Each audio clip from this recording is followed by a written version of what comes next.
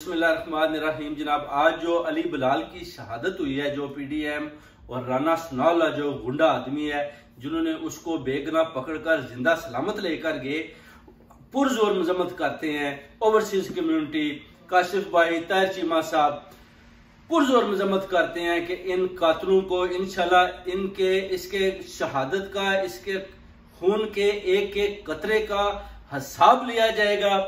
पूरी overseas community बड़े गुस्से में है कि उसके साथ बड़ा जुल्म और ज्यादती आप लोगों ने की, और इंशाल्लाह आपको इनका जवाब देंगे। और जैसे ही इंशाल्लाह इलेक्शन होंगे उसके बाद आपकी भी पकड़ दकड़ करके आपके साथ भी ऐसा ही सलूक किया जाएगा जैसे आप गरीब अवाम के साथ कर रहे हैं। पहले ही लोग भूख और प्यास से तंग है, ऊपर से आप उनको पकड़ पकड़ कर पुलिस स्टेशनों में उनको मार रहे हैं, उनकी जान ले रहे हैं। आपके पास इंशाल्लाह इन सब की जवाबदेही खान साहब लेंगे। जैसे ही इंशाल्लाह इलेक्शन जीतकर प्राइम मिनिस्टर की चेयर पर आएंगे, आप सबकी पकड़ दकड़ होगी। शहबाज शरीफ, नवाज शरीफ, मरियम नवाज और राना सनाउल्लाह, आप सुन लो, आपको भी नहीं भागने